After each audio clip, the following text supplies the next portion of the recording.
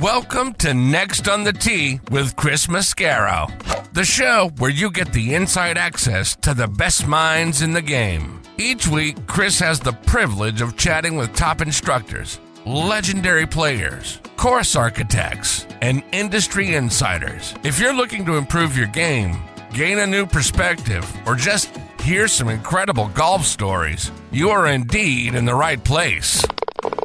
You see, Chris, let me tell you something, I haven't spoken to a press man in my life that is knowledgeable, seriously, as you are. Never. You do such a great job. It kind of makes me feel good all of a sudden. You do so much for the game. You're so kind to all of us that are out there in the game. You know, we need more people like you in the game of golf. Thank you for pressing play. Now, grab your clubs, step up to the tee, and let's get started. This is Next on the Tee. Hi, folks, and welcome into this week's very special edition of Next on the Tee. I'm your host, Chris Mascaro. You know, I've had a lot of very special blessings come my way with doing this show. So many great guests over the years, many of which have gone on to become wonderful friends. At the top of that blessing list is the fact that I've had the opportunity to spend time with each of the last 12 years, oh, by the way, with a guy who I would include in the top 4 or 5 all-time in our game, and that is Mr. Gary Player. Mr. Player has won more tournaments worldwide than anybody ever, with Rory winning the Masters this year, and we've heard about him joining Jack Nicklaus, Tiger Woods, Ben Hogan, Gene Sarazen, and Gary Player as the 6th person to ever achieve the career Grand Slam. But what if I told you there's only one player who has achieved the career Grand Slam on both the PGA Tour and the Champions Tour, and that is Gary Player. He's traveled more miles than anybody ever. He was named the Sportsman of the Century in South Africa. He's the only player to have won the Open Championship across 3 different decades, and longevity and his place in determining greatness is something that he and I get into during the course of our upcoming conversation. You'll hear him talk about his excitement for welcoming Rory into that inner circle of players to have achieved their career Grand Slam. We also talk about the greatness of Ben Hogan.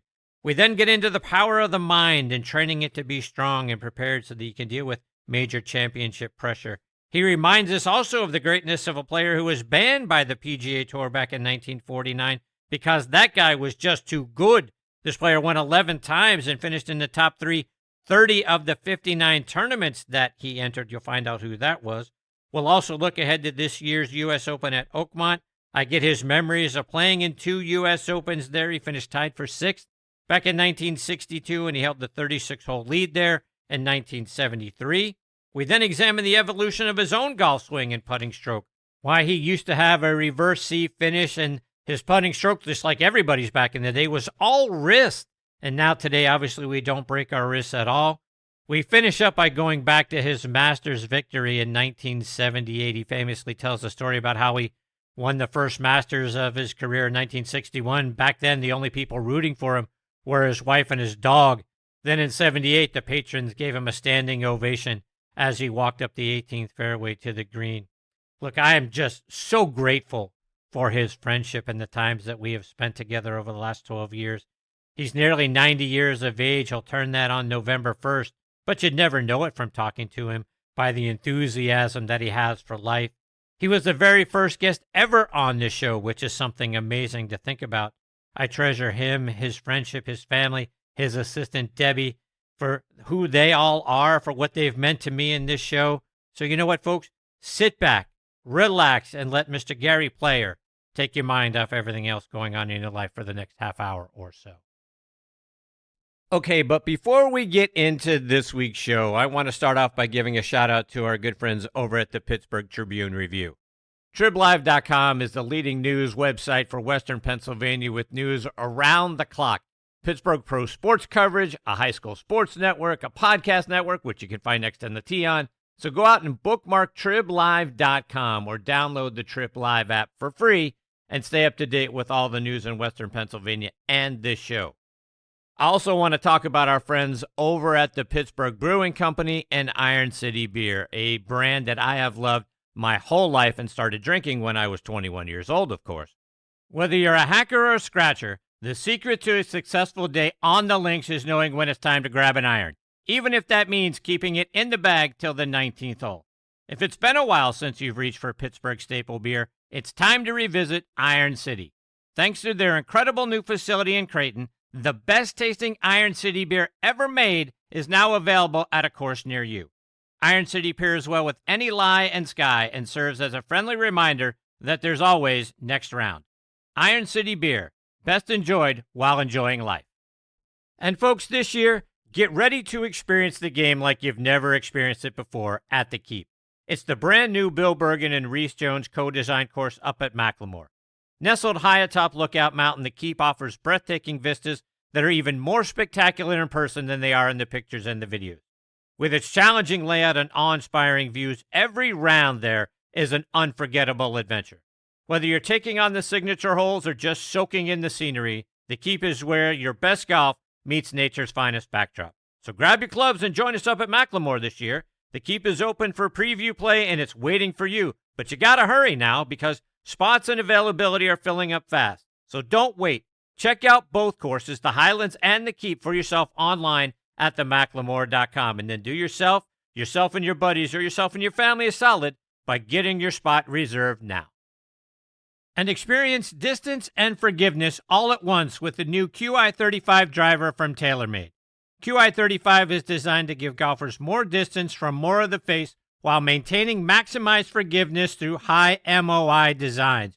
Whether you're looking for low spin and maximum workability or easy launch and plenty of adjustability, it's available in low spin, core, and max models. QI35 also has a full assortment of fairway woods and rescues to deliver distance and forgiveness throughout the top end of your bag. Check them all out online at TaylorMadeGolf.com. Mr. Player, it is such an honor to have you back on the show again this year for the 12th straight year. And I want to start out our time by looking back to the Masters and Rory's huge win there and him achieving the career Grand Slam. How happy were you to welcome Rory as only the sixth player to ever achieve that? I was so happy. It was a very, very unusual Masters, to say the least. First of all, you could see how Rory really appreciated winning. I mean, he was broken down in tears, and Winston Churchill was my hero, and he was maybe the greatest leader that ever lived, but he had a good cry now and again, because it's really watery tears of love when you think about it, and feeling. And also what I loved about Rory, I never read these things, but he honored his mother and his father, which for me, so many children don't honor their mother and their fathers anymore. And to me, it's one of the commandments in the Bible. And then also, in spite of him shooting 1 over par on a perfectly calm day and winning, which I don't ever remember really happening in Augusta, but there's always a first time. But in spite of his score not being good, I tell you what, it was one of the most exciting Masters I've seen. And the reason being, because the public could associate it. He played extremely well or extremely badly. He had 4 double bogeys, as I understand it. He chipped into the creek. He was missing short putts, and then all of a sudden, he did a 7-iron with a high hook on 15, and number 7 out of the trees through a tiny gap onto a tiny green, and then at number 17, this high shot into the green 3 foot from the hole. So it was up and down, and this is how people play golf, Chris. So they loved it. Indeed, he was one of us for a day. Yeah, but my feelings did go out for Justin Rose, who on the final day played by far the best, and he missed a short putt on 17. But I felt sorry for him because, I've been second 3 times in the Masters, and only your wife and your dog remember that.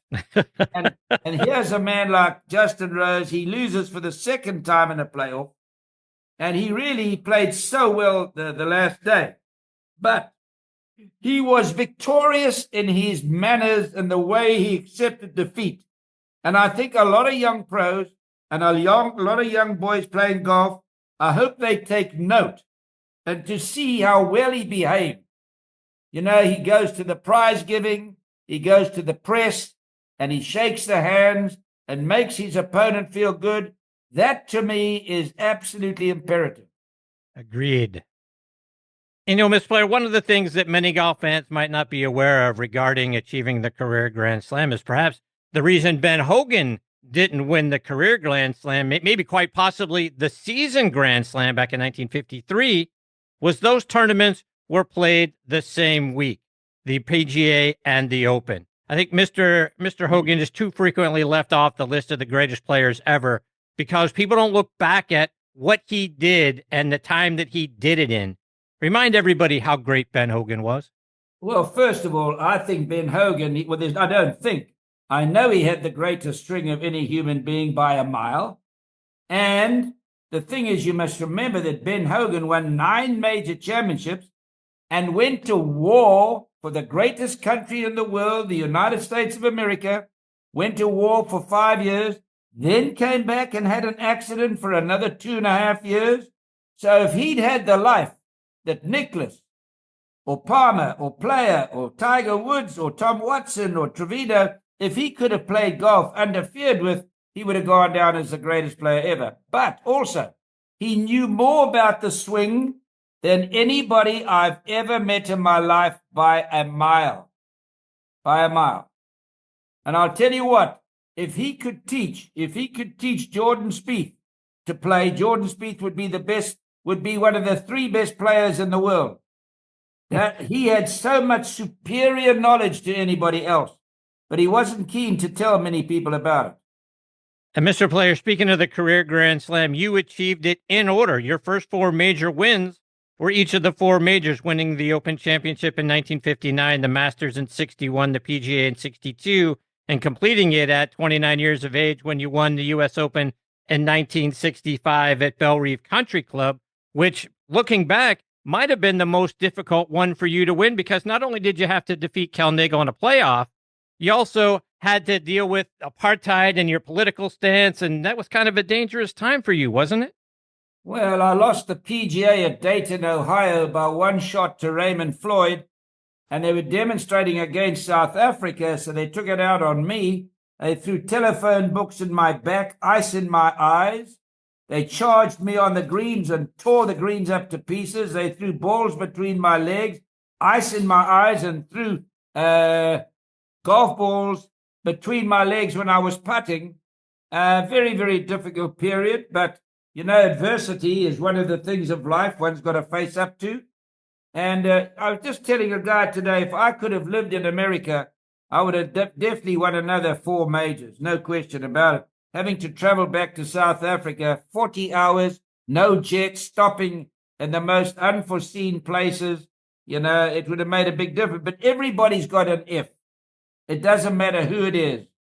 And so you take and you get what you put into life, and the result that you win by, that's what stands. But I'll tell you what, I think, you know, I was the only one, Chris, to win the double Grand Slam, the Grand Slam on the regular tour and senior tour. And I think that the Grand Slam on the senior tour might have been tougher. And I say that with reason, because Nicklaus never did it. Palmer, Trevino, Watson, nobody else did it. So it cannot be, nobody's ever done it. So it's got to be tough, right? Indeed. But the reason I did it, because I was at 50, I was almost at fit. I was almost as fit at 50 as I was when I was 25, because of my diet and my exercise and my mind exercising, etc., sleeping well, laughing a lot. You know, all these things lead to longevity. So let's talk about both of those things. And you speak of the mind, and one of the things that I think that set you, Mr. Nicklaus, and Tiger Woods apart from everybody else is your mental discipline and toughness. For those of us who will never know what it's like to try to win a major championship, dealing with the pressure and competing against the greatest players of all time like you did, winning 9 majors, finishing second 5 more times. No one did more training of the mind than you did. Talk about having a strong and prepared mind. Well, first of all, I did a lot of reading, you know, particularly with heroes like Winston Churchill, who were fighting the war, you know, fighting the war. Can you imagine standing in Atlanta and the whole of the city is just flattened out by bombs? And he's still speaking. Churchill is still speaking with great enthusiasm and, inspiring the people. And thank goodness Roosevelt came into the war, because he was reluctant to do that. And we would not have, if Roosevelt never came into the war, we wouldn't be sitting here today. Germany would have won the war. There's no question. They'd already taken France and Czechoslovakia and all these places. Anyway, America has always come to the fore and come to the help, although many people don't appreciate it. I mean, I see what America does. To digress for a minute, they've given billions and billions of dollars to people that hate us.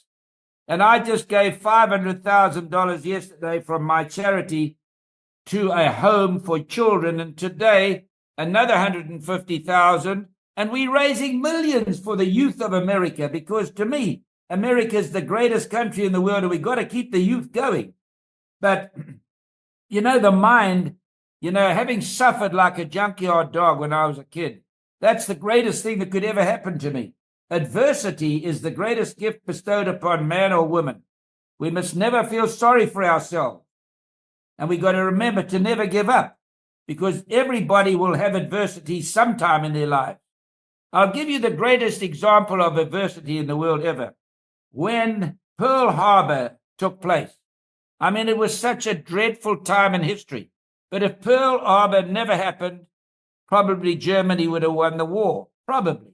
Because America did not want to come into the war and refused blatantly not to come in. And then when Pearl Harbor happened, Roosevelt came into the war and we were able to win. So I can give you example after example where adversity is the greatest gift bestowed upon man or woman. And if you overcome it, you become a champion and you be successful in life. And so I worked on the mind. I did a lot of reading. I traveled more miles than any human being that's ever lived, and I saw all the terrible things in this world. And I learned from that.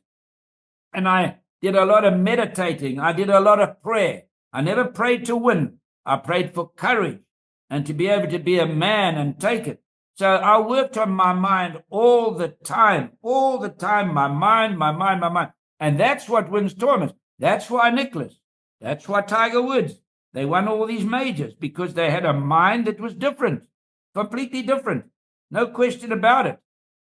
And so, it's something you can never explain to people, the importance of the mind. You can never explain it. You mentioned longevity, and I think that's another thing that sets you and Mr. Nicklaus apart from the rest of the golfers. You guys don't get enough credit for your longevity in the game. Mr. Palmer was a great ambassador of our game. We owe him so much. But his dominance was very short, only about 6 years winning majors from 1958 to 1964. You and Mr. Nicklaus were winning majors for 20 and 25 years. Shouldn't longevity be one of the biggest parts of measuring a player's greatness? Well, you're the only one who said that to me, and I'm emphatic about that. And, Arnold Palmer was my brother. And I just loved Arnold, and what Arnold did for the game, how do you ever measure it? But Arnold only won, as you said correctly, and I would never bring it up, but you did, and you're right. He only won majors for 6 years. Nicklaus and I won for 20 and 25 years.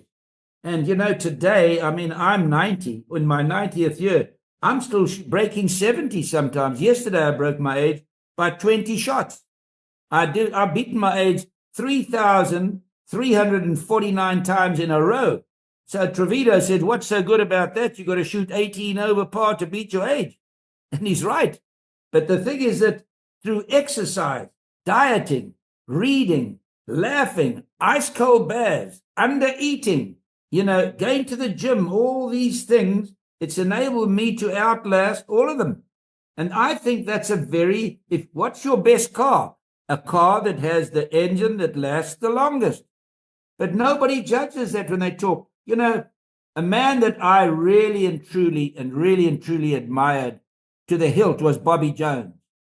But they rate Bobby Jones above me. And here I've won the most tournaments in the world today, 18 major championships.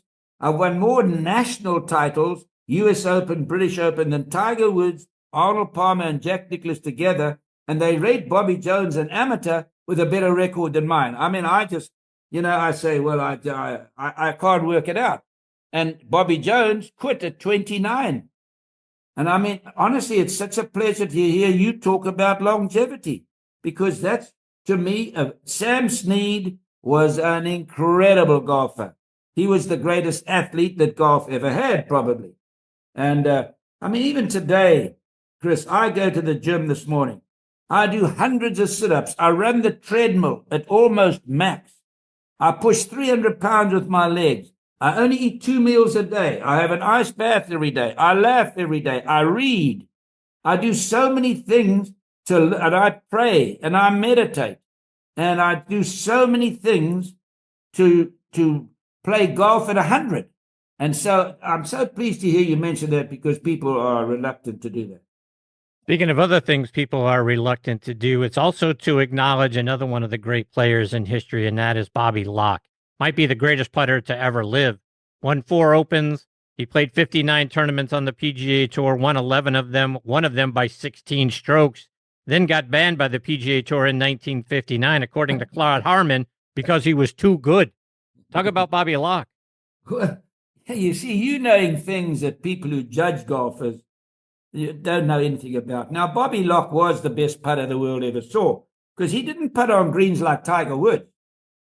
Neither did we. I mean, Tiger Woods, who's a phenomenal golfer, but he played on snooker tables. Bobby Locke played on Bermuda grass. Spike marks, 100 spike marks on every green. There are no spike marks. Now you knock them down. I mean, it's a completely different game. You play with a ball now that goes 60 yards further. You got metal heads. I played yesterday. I never missed a fairway. In my 90th year, I hit the ball an average of 240 yards. I never missed one fairway. I couldn't do that in my prime with the old wooden heads and the heavy shafts and an old lousy golf ball, mowers that didn't cut the fairway short. Never played greens like this in my life. Spike marks on the green. Rake the bunkers with your feet. I mean, today there are no more par 5s. There's no such thing as a par 5. When they play golf today, it's a par 68. Nicklaus had to hit wood sometimes to par 5, but today it's always 7-iron, 8-iron, and they're going to have to cut the ball back at least 60 yards for professionals, because we've never had a big man play golf yet.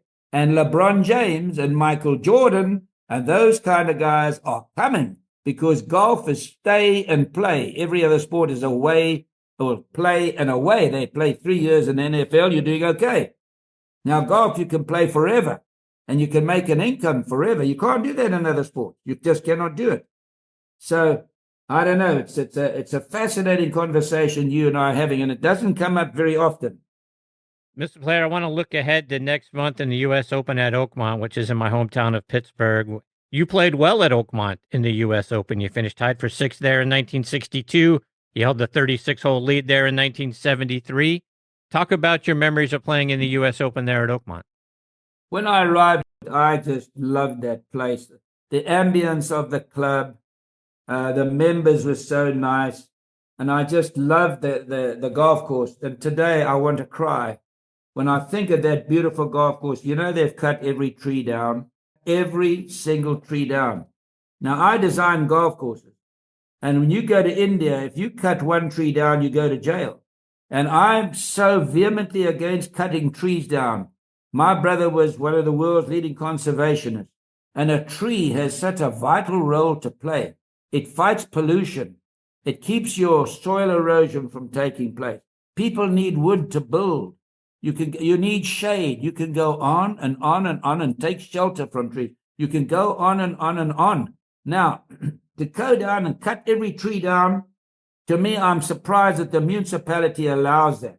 Think about it.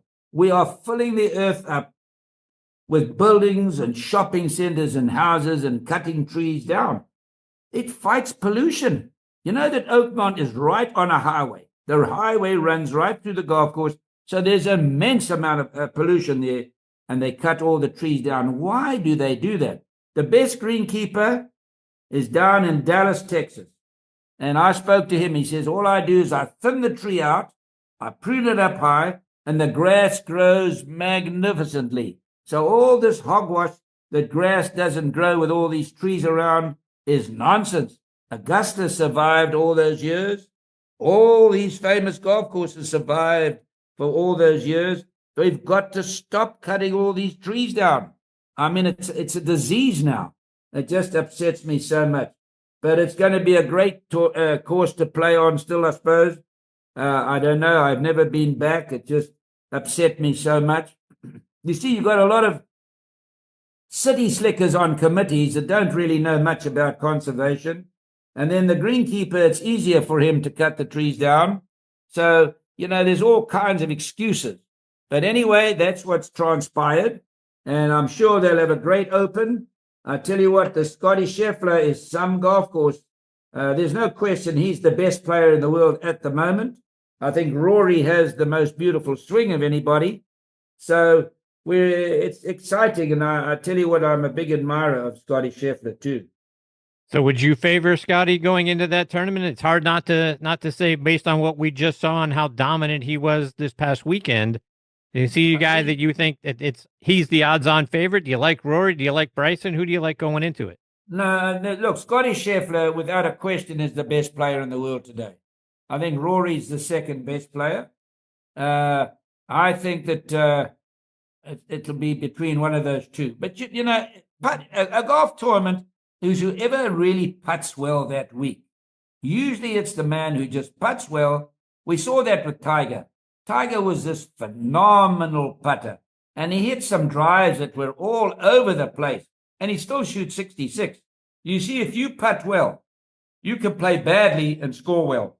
So usually, and you have 36 putts, remember? You're supposed to have 36 putts. 36 long shots, 36 putts. 2 putts per green. So when you putt well, you win. But it's very exciting to watch young guys play golf now. It's a different game. They go to the gym. They got a traveling gymnasium.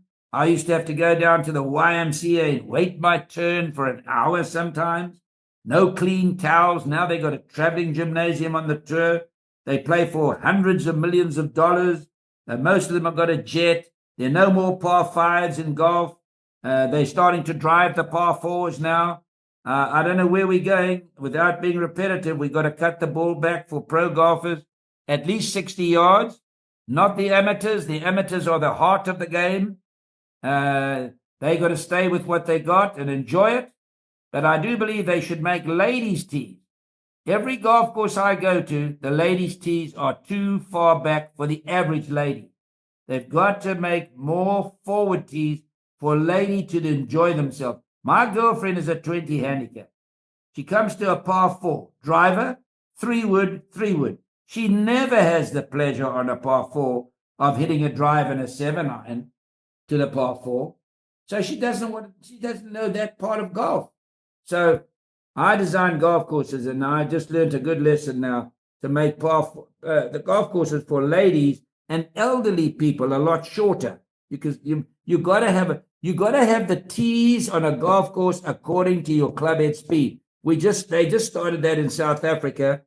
As you joined the club, they took your clubhead speed and they had all different tees allocated for your clubhead speed, which I thought was a brilliant idea. Agreed. Mr. Player, Mr. Nicklaus used to say of majors that they were some of the easiest tournaments to win because there are only a handful of guys, going back to the mind, only a handful of guys out there who thought they were capable of winning a major. Did you find that to be the case as well? Yes, I think he was right. But you still always had some outsiders come and win a major throughout history because, it was 1 week, and you have a week where everything goes right. You got a great chance of winning. But, if you look at Nicklaus's record, it's incredible. Besides winning 18 majors, he was second, Chris, 19 times. I mean, Chris, that's not on. That's not on. It's so much better than Tiger's record. I mean, Tiger won 15 majors. Nicklaus was second 19 times. Tiger was second 7 times. Nicklaus was in the top 5, something like 55 times. Tiger 30 times. I mean, Nicklaus's record was phenomenal. But I can tell you this. If Tiger Woods, look, it's very easy when you're coming along, you want to get better. Now, Tiger Woods wins the US Open by 15 shots.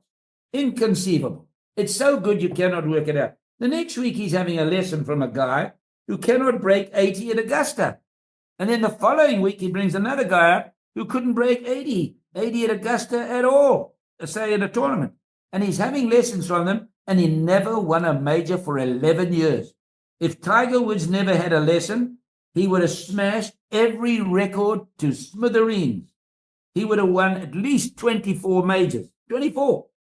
But he made a mistake, and which we all make mistakes. We all trying to get better, and we misjudge certain things.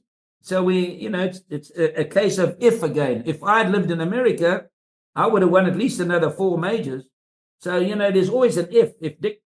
I can give you an if for everybody. Every single person that played golf, I can give you an if.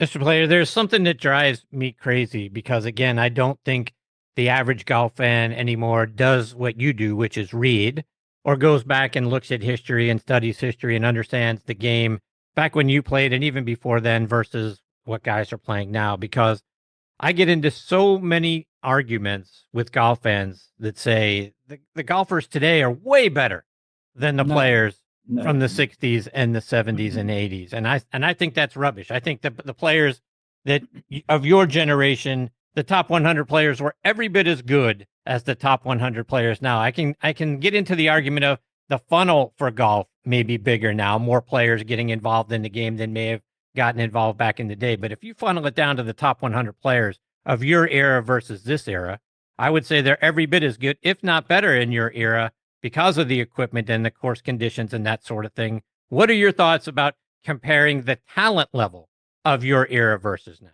No question. And I'm very open-minded about things. When I'm wrong, I'll admit it. But when I think of the equipment we played with, when I first went to St. Andrews, they said, here's your driver for the tour.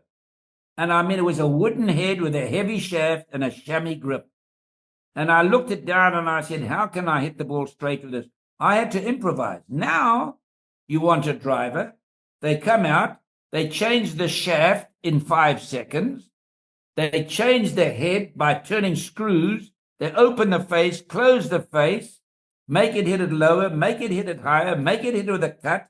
I mean, golf for me at 90 now is an easy game. In my prime, it was a very, very tiresome, gruesome game. It was very tough because you had such junk equipment. We used to carry a ring in our pocket and put the ball through there every day. Out of a dozen, 2 balls never went through there. And they had spike marks on the green. And we raked the bunkers when I first started with my feet. And they didn't have jets to play, and they didn't have prize money. I was leading money winner in 1961. I played 29 tournaments, stroke average 69 with all that equipment and those lousy conditioned golf courses, and won 64,000. They got 64,000 for 30th place in Augusta this year. But that's okay. But there's I'm telling you, if you took our 10 best players, Trevino, Watson, Nicklaus, Arnold Palmer, put myself in there, Raymond Floyd, there's no question, not even a debate, that we would have beaten the 10 best players today. Speaking of the golf swing, when I look back at your golf swing versus what it was like early on to now, you used to finish in the reverse C, your putting stroke, and everybody's putting stroke back in the day. Very wristy, a lot of wrist hawk in the putting strokes. Now, when I look at your golf swing, spine is perpendicular to the ground on your follow through. Most putting strokes have zero wrist action in it at all. Talk about the evolution of your swing and everybody's swing for what it used to be like with the reverse C and the putting versus what you do now. Well, it has a lot to do with the equipment too. I mean, when you, for example, when you putting now, you're putting on snooker tables, so you can keep your wrist nice and stiff. But when you're putting on extremely slow greens and you got a 40-footer, you don't reach the hole putting it with stiff wrists. You automatically had to use your wrists. And we're putting over 100 spike marks on every green. And the greens were, they were running it around about, 8. And I mean, today they run at 13. So it has a lot to do with the conditions. And you had a ball that was so bad, to keep it in the air, you had to sort of stay behind it. which made you have a reverse C. Now you get everything across onto your left side, and as you say, you stand up and you're perpendicular. But you understand more about golf than 90% of people. Really and truly, it's such a pleasure talking to you because, you understand what's transpired out through time. Lee Trevino recently said when he joined the tour, he didn't know how to hit a bunker shot. And he credits you with teaching him how to do it. Do you remember giving him lessons on how to hit a proper bunker shot? Yes, that was up at Westchester, New York. And I do remember that. And what a pleasure, because he's been such a great man for golf and a tremendous golfer. I tell you what, Ben Hogan was the best striker of a ball I ever saw. But I put Trevino in the top 5, definitely, at striking a ball. He was, and a very unorthodox swing. But my goodness me, could that man hit a ball? If he could have putted like, say, Jack Nicklaus or somebody like that, there's no telling. He won 6 majors. Pretty damn impressive, isn't it? Indeed it was. Just a couple more before I let you go, Mr. Player. And 2 of my favorite books are ones that you've written, Don't Choke and Gary Player's Black Book. I've said this to you before when we've had conversations, but Don't Choke, I feel like should be required reading for every junior player out there. Talk about that book and why it's so important for junior players to get their copy of it. Well, they really should, because we talk more than just about golf. We talk about manners. We talk about winning like a man and losing like a man and being on time and dress properly and have good manners on the golf course and work hard and love your country. I listened to a lady the other day, Chris. I nearly had a heart attack. This lady was on television. She's from Dallas. I know her name, but I'm not going to tell it. She's on the news. She's a parliamentarian, as far as I know. And she was saying what a bad country America is. I just shook my head. And I said, now, isn't this sad that she can be talking to millions of people? I'd like to send her to Iran for 2 days. Let her go to Iran for 2 days. She'll scream her heart out to get back to America. I mean, to say America is not a good country, it's the greatest country that ever existed by a mile. You've helped all people. Now, I'm giving millions of dollars to the youth of America as a gift and as appreciation for what I got out of America. My charity is to help young people across the board. And honestly, when I look at this country and I see, and I've traveled more miles than any human being ever, when I see what America's done, you've given this country billions, hundreds of billions of dollars to a country that don't like you and want to beat you, and yet they're 1 out of every 7 children in America lives below the poverty line. We study this because we're giving millions of dollars back to the youth, and we're finding out the stats that are correct. And so, that's what I love. And I mean, look, I've got respect for everybody's political opinion. That's why I love Donald Trump. He doesn't want wars. He's doing everything to stay out of a war. He was out of the war in his first administration, and he wants to see the youth. He wants to see the youth do well. And my brother, when he was 17 years of age, Chris, from South Africa, when I was 10, he said, I'm going to war. My mother and father said, you're in high school, you can't go to war. He said, I'm going to fight for the American flag and our allies. And so when I see the American flag, I stand up there with great pride. It's a symbol of freedom. And when you've traveled like I have, freedom is on the wane. There are very few places in the world you have freedom anymore.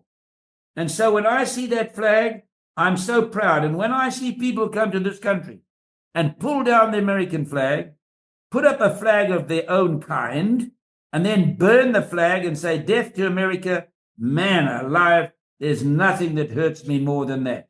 And I have respect for everybody's political opinion, but you cannot come to America and do that. And I love the way Donald Trump is getting rid of these people that are trying to do harm to America. Mr. Player, one more before I let you go, and I want to end on a really happy memory and note with you. You've always said that your first Masters victory back in 1961, the only people rooting for you were your wife and your dog. But walking up the 18th fairway in 1978, you get a standing ovation from the patrons. Was that a moment in there where some satisfaction, some sort of happiness, some fulfillment kind of filled your heart because now the patrons there all adored you? Well, you got to understand, in 1961 when I won, Arnold Palmer, my brother, was an icon. And he did so much for golf, and they pulled so hard for him, but they were still very kind to me. I got no beefs. And yes, the people of America have treated me phenomenally well. And so I'm just very, very happy and grateful for that. Mr. Player, I can't thank you enough for being generous with your time with me again this year. It's always such a huge thrill for me to get to spend some time with you. I hope we get this privilege again before too long. Yeah, and we got to ask the mothers, Chris, the mothers to feed their children properly. Keep obesity out of your home.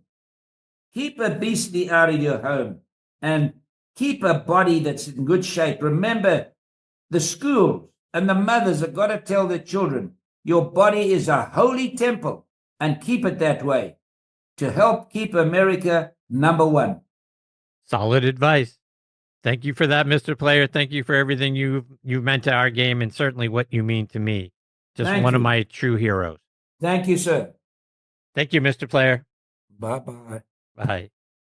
That is the wonderful Mr. Gary Player. They just don't come better than that man. How great was Gary Player in our game and as a humanitarian? From all you heard through the course of this conversation and the 11 that preceded it, like I say, he's been a part of this show since episode number 1 for the last 12 years. So many great stories, so many insights from every year that he has been a part of this show, a part of the PGA Tour, and a part of the world of golf. I just cherish every moment that I get to spend with him. Every single time, it's a thrill for me what he presents to the audience. I hope you enjoyed it. I hope you had as much fun as I did. If you did, then we really captured something special. He is almost 90 years of age, and the enthusiasm he has for our game and for life in general is just not exceeded. It's second to none. And I would challenge anybody to say somebody that has gotten more out of life and who has cherished every moment of life, the bad times plus the great times. Mr. Player is just a treasure. I love him very much. I'm so grateful for everything that he has meant to me in this show. I hope we get the privilege of catching up with him again very soon. Go check him out online too, by the way, folks. At Gary Player is where you can follow him on social media. GaryPlayer.com is his website. Stay up to date with what he's doing and follow him. You're going to be so very glad that you did. All right, my friends, it is time for me to put a bow on this very special edition of Next on the Tee. Of course, my sincere thanks to Mr. Gary Player for taking time out of his busy schedule to come back and be a part of the show. Now, looking ahead to our next episode, joining me is going to be hockey legend and one of the best players ever on the celebrity tour out there. Dan Quinn is going to be back. My very good friend and the host of Grilling at the Green, Jeff Tracy, will join me. And one of the top players out on the European Legends Tour, Clark Dennis, will be back. So it's going to be an amazing show, folks. I hope you'll come back and be a part of it with us. As I say each and every week, my thanks to the folks over at the Pittsburgh Tribune-Review for hosting this show on their site. For coverage of everything going on in Western Pennsylvania, including your favorite sports, please go to triblive.com. And you can find this show by then clicking on the Sports section tab. And you're going to see the most recent episode right there front and center on the homepage of the Sports section. Or you can click on Sports and then Podcast Networks. You'll then see the Next on the Tee logo. If you click on that, many of the most recent episodes from this season are going to be right there for you as well. You can also find this show over on Good Pods, Apple Podcasts, Spotify, Amazon Music, and GolfNewsNet.com. And as always, my sincere thanks to the wonderful folks over at Good Pods for making this show one of their recommended podcasts. So please download their free app and stream your favorite podcast right there on your favorite device. But like I say on each and every episode, my sincere thanks go out to all of you for being the greatest supporters in the history of podcasts. I appreciate each and every one of you so very much. Until next time, hit 'em straight, my friends.